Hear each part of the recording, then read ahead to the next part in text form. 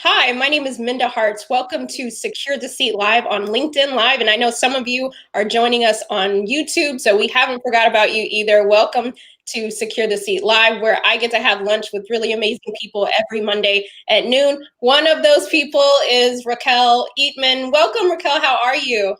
Hi. I am doing fantastic. Thank you. How are you?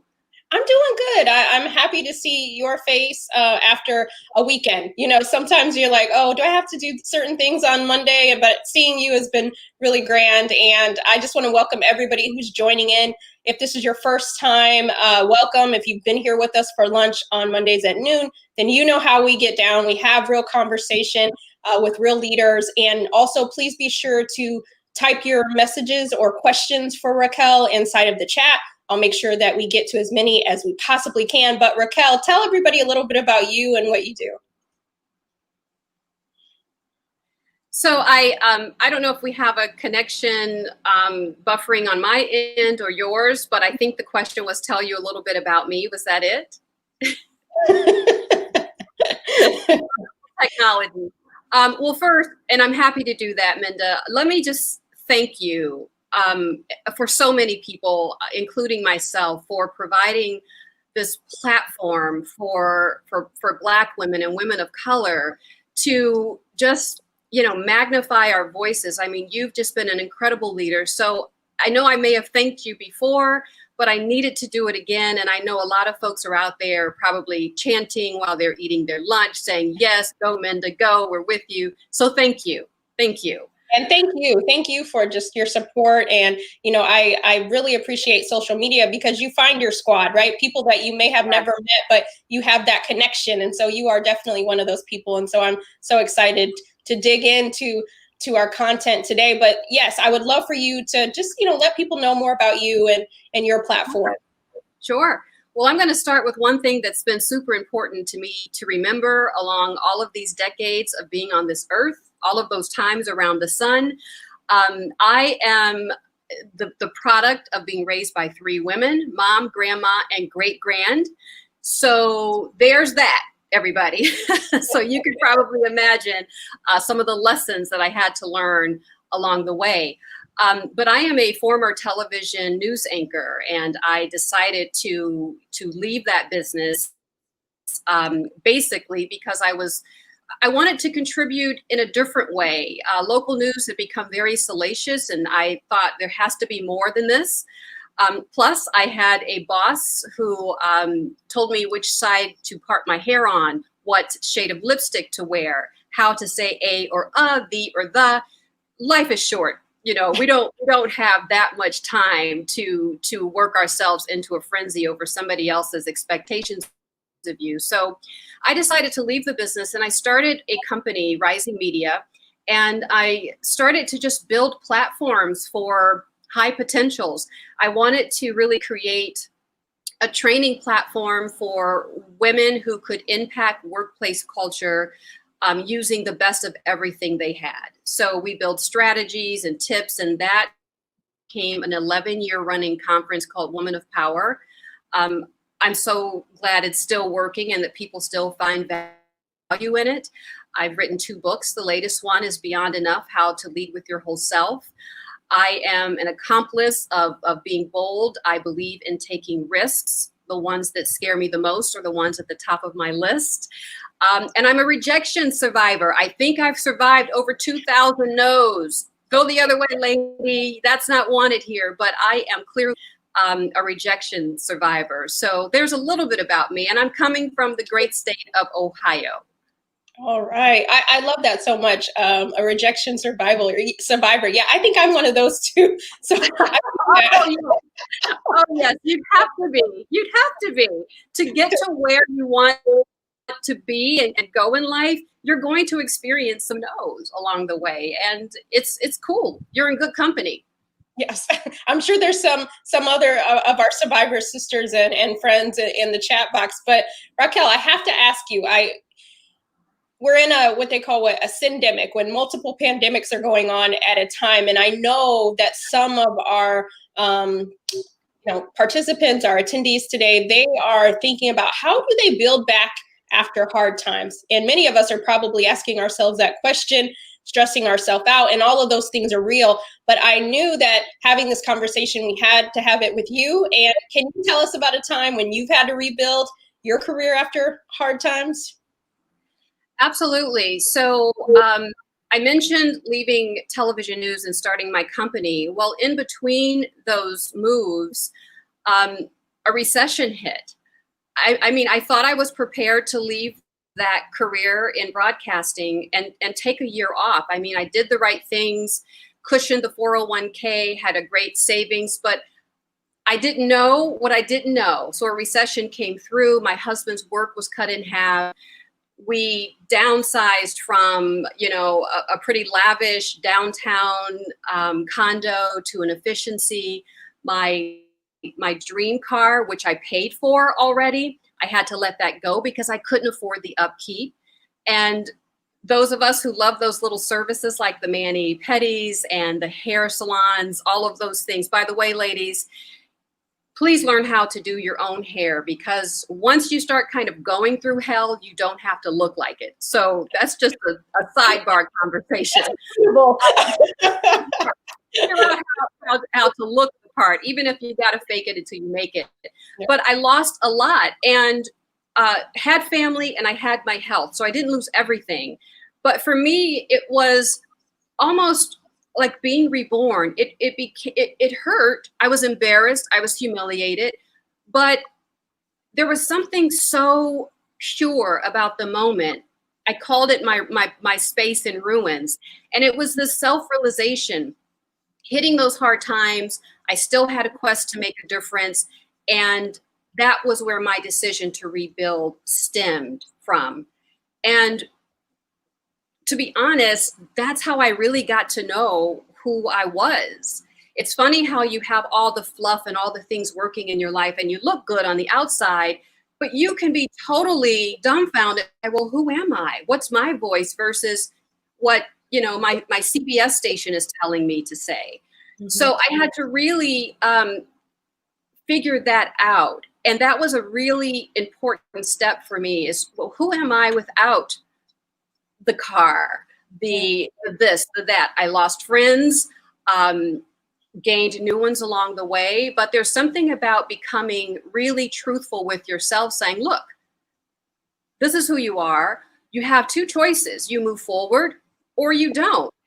And if you don't, you go back to living a life. I grew up very humble beginnings. It was hard. I promised myself I will never let this happen to me as an adult. So I almost had this promise to this little girl within me saying, I'm going to do what I can to take care of you. And while I'm married and I have a supportive family, it's not their responsibility to take care of me. The onus is on me. So there was just this drive and determination to not only make myself better, it wasn't all self-fulfilling. It was really, how do I make impact in the community that matters to me most? So keeping those things in mind, you tend to figure it out. Not only do you figure it out, interesting people start to cross your path when you get real with who you are. It's amazing how that works. It is amazing how that works. And I appreciate your vulnerability, because I know it's not always, especially as women of color, as Black women, we don't always want to admit that we're having hard times, right? We don't want to. We don't. We are good at, I can speak for myself. I was good at covering up.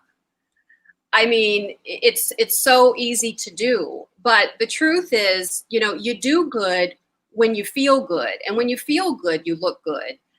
So I had to tear down that space of, putting on pancake makeup, smiling for the camera, being the same every day, and then I also relocated to an area where nobody knew who I was. They hadn't seen my newscast. So all of a sudden it's like, oh, wait, I thought people would just approach me when I go into networking events and ask me to, be a part of their news story or tell their story. None of that happened in my new city. People were like, who you? Who does, right? So I had to learn the skill of networking versus people just approaching me. I had to learn how to relate to others. I went back to being bused to an all-white school and living in an all-Black neighborhood. how that helped me to understand different sides of the stories. I just started leaning on these experiences because when you really think about it, we are so incredibly powerful. But, you know, this head trash is what prevents us from actually tapping into that. But I had a lot of downtime to just list what did my foremothers teach me? What have I learned from mentors, from the church ladies with the big hats? What did they tell me every Sunday?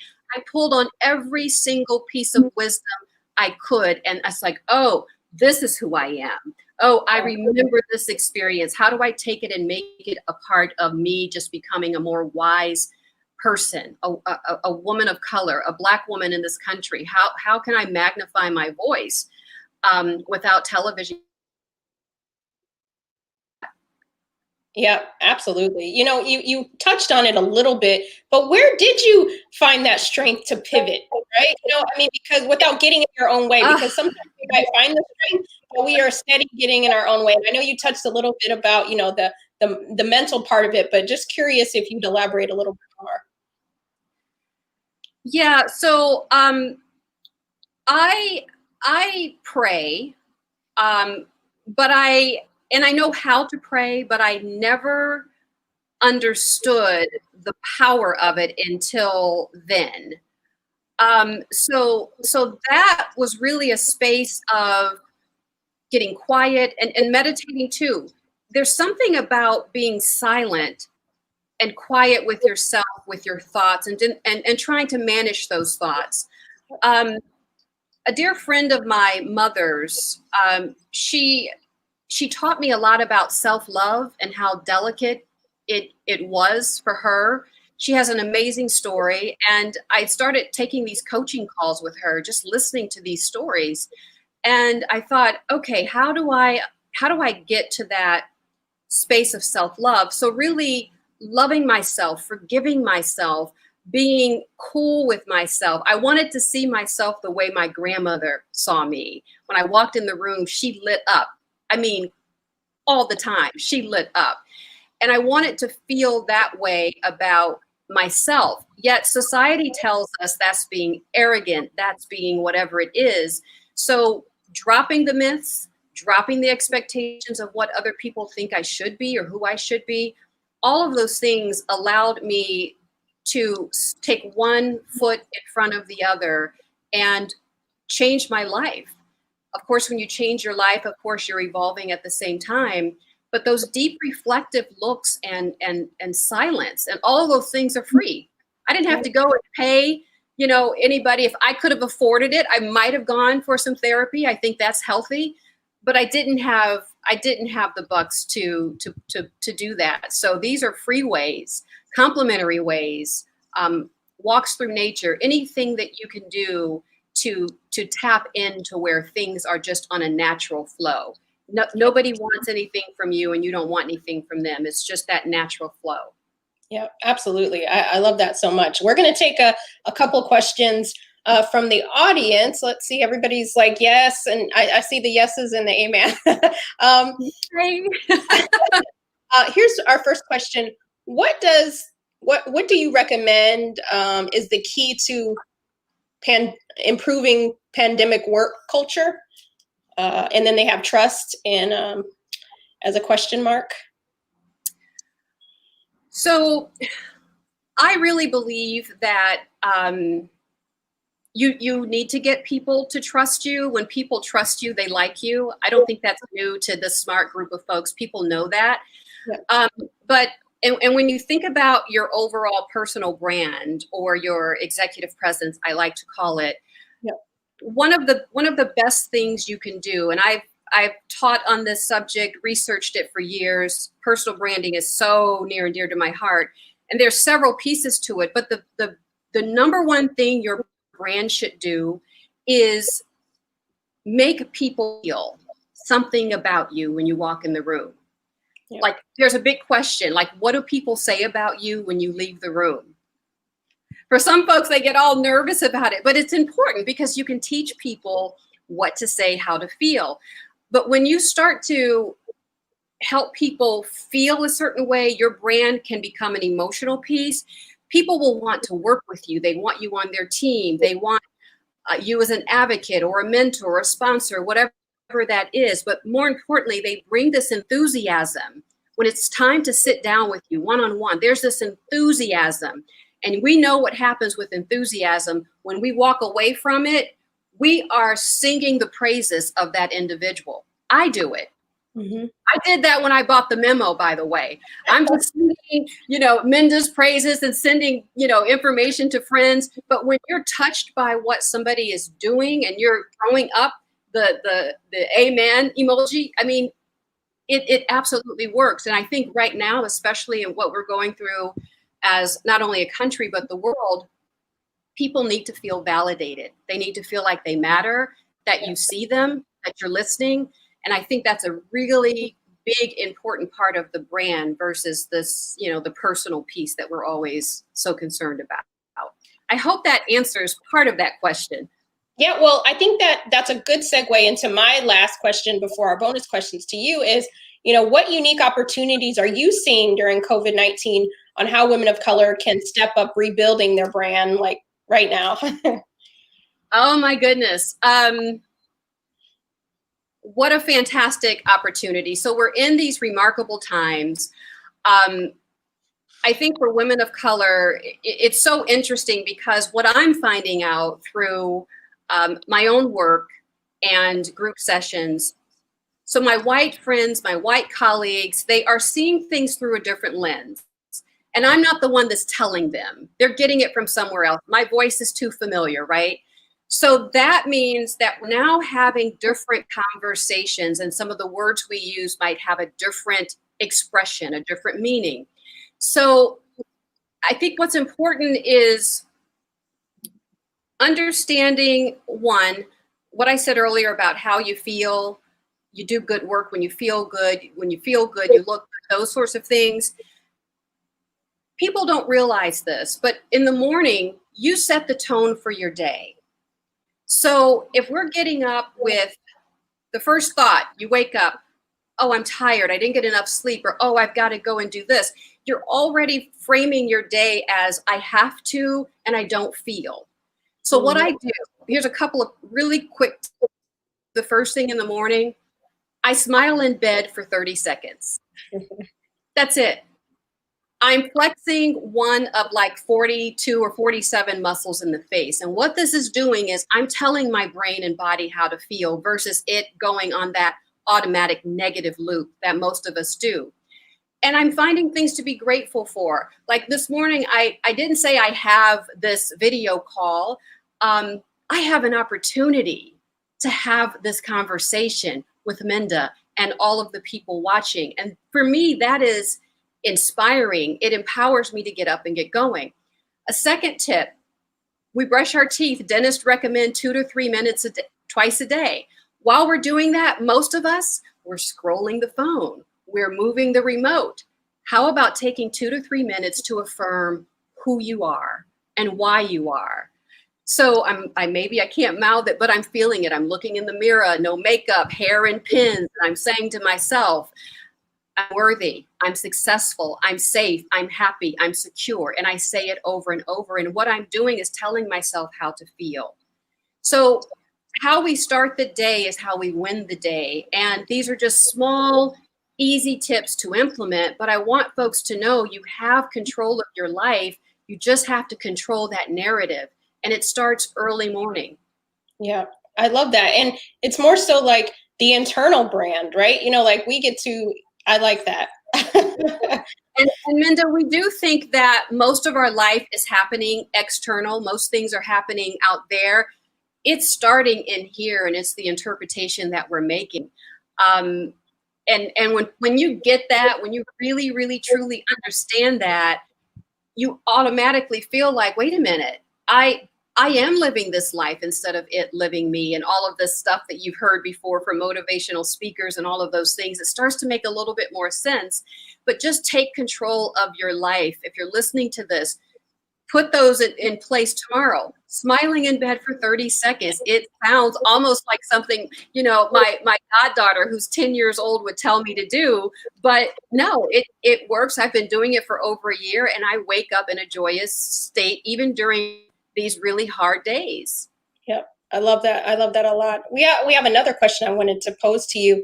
How do you balance sharing your story as part of your brand with the feelings of vulnerability and exposing parts of yourself? Well, so I don't do that with everybody because, as we know, not everyone is deserving of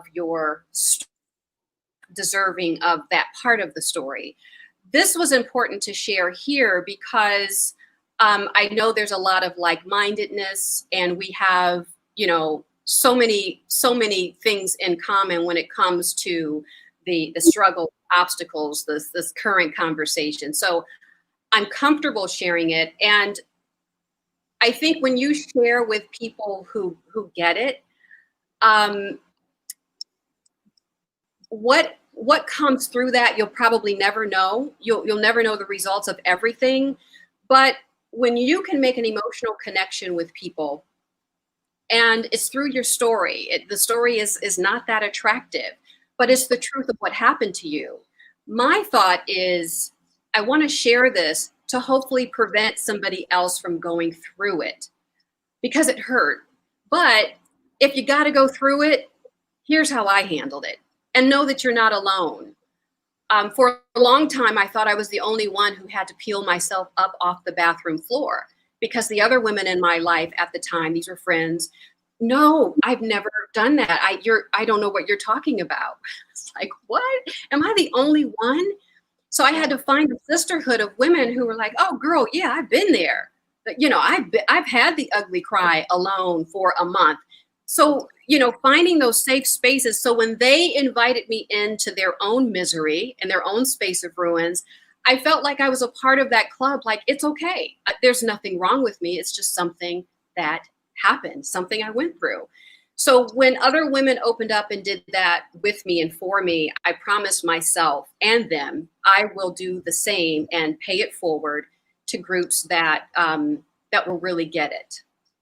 Yeah, and we appreciate you doing that. I appreciate everybody just being so generous and in the chat box. And I don't know if you know this about me, Raquel, but I am a lover of grits and rap lyrics, and I cannot let you leave without my two bonus questions. And the first is, what is your favorite rap lyric and why? Okay, so Minda, I love Tupac.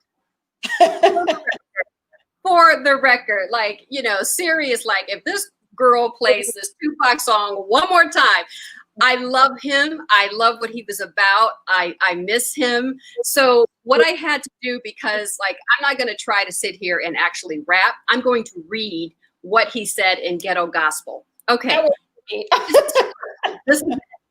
When you wipe your eyes, see it clearly. There's no need for you to fear me. If you take your time and hear me, maybe you can learn to cheer me. It ain't about black or white, because we human. I hope you see the light before it's ruined. I love that. What a perfect time for that. So that's one of my favorites. But all of anything he has rapped about, I'm like, yep. Yes, I do. Recently I was listening to Tupac. I was listening to All Eyes on Me when you had double CDs, right? Now I'm aging myself, but yes. Oh, girl, stop. Let's not even go there with that piece of how many times around the sun, right? But you know what that means. Wiser and wiser, wiser and wiser. Wiser and wiser. And my other question to you is, we have a lot of leaders watching us. We're all leaders in our own right. What would one piece of advice you would give leaders on how to make the workplace better than we found it? Help someone else become better. And definitely join initiatives. If you currently have a women's leadership initiative, figure out a way to get on that board, just start to bring in ideas on subjects that are important to you. You can also be the voice within that initiative. When folks start to talk a little sideways, reel them back in with the knowledge that you have, help people to understand each other a little bit better. Pin a blog or a quote in your corporate newsletter I mean, get visible and get vocal. Using that whole power that we were talking about. I think this whole power thing is extremely energetic and almost in a way, it's almost kind of endearing and sexy because, and I mean that in the most professional sense, like I'm owning this. I'm finding that groove. This feels really, really good to me. Yep. So bring your value, bring your voice, bring your vision, get involved with those initiatives. Or what does it take to propose a new initiative for, for women of color? I had a keynote last week with an organization, and one of the things that they talked about before bringing me on was we need to figure out another initiative on how to make women feel more comfortable when they come in to work with us. So they're now talking about, so now I'm thinking that's great. Wouldn't it be great if there was one that could figure out how to make women of color feel more comfortable as they come into the corporation and immediately show them how they might be able to engage with other people? Yeah. Wouldn't it be great if we had a compassion officer in every organization that could, help everybody to understand each other a little bit more better? So we just have to figure out ways, the things that we're looking to do, figure out how we can start those initiatives and open doors for others. Yeah, I love that so much. Yeah, we definitely need more empathy and more compassion, especially right now in the workplace. Yeah. I'm glad you mentioned that. I just want to also say, how can people connect with you, hire you, work with you, all of the things? Yeah. Well, I love being on LinkedIn. That's my number one spot. So just find me on LinkedIn, Raquel Eatmon. My website is raqueleatmon.com. And I also have a newsletter there. I try to bring risk-taking tips every Sunday while you're having your mid-morning tea. So definitely check me out there. And there's a lot of information on my speaking topics and some of the things that are near and dear to my heart. I'm also with you, Minda. I'm on Twitter. You've reeled me back into Twitter, girl. So thank you for that.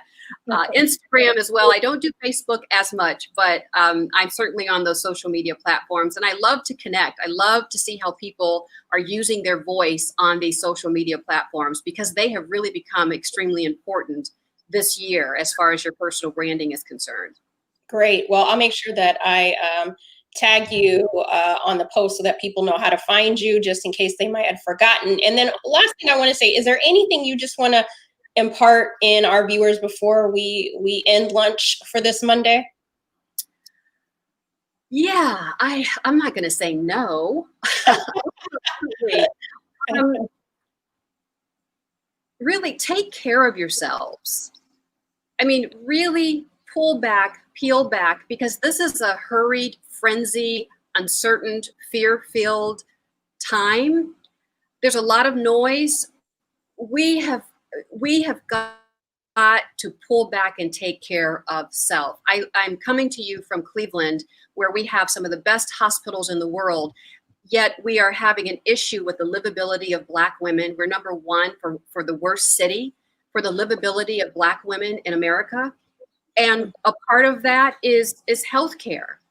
That doesn't resonate with me. So those are problems that we're looking at. How do you solve this? But in the meantime, women of color, we have got to take care of ourselves. And that means eating well, staying hydrated, stress levels down during one of the most stressful times we might ever experience. But we have really got to develop a self-care plan. So tonight, if you can sit down and say, here's 3 things I want to change because I want to feel better, I want to live longer, I want to make an impact in this world, you've got to start that internal piece. It's what's going to take you through this life. Yeah, absolutely. Thank you for that. I know for those who may follow me on Twitter, I made a public declaration so that people hold me accountable that I would take December off as a sabbatical just to relax and unwind. And it's necessary. It is so necessary. And so I'm glad that you gave that extra bit to remind us that, if we don't take care of us, who will? Nobody will. I have a written contract with myself And if anybody wants to know more about that, tag me or send me a message on LinkedIn. But I have a contract and this is my promise to myself, and that's important to have. But take that December off, Minda. Please take it off and enjoy yourself. You deserve that. I have to. I am crawling to get there. I wish December was like tomorrow, but yes, I do appreciate that. And I appreciate the work and how you hold space for us. So thank you so much for being on Secure the Seat. And we will see you next Monday at noon. We hope you enjoyed the conversation. From the chat, I can see that you did. Make sure that you connect with Raquel. All right. Thank Have a great you.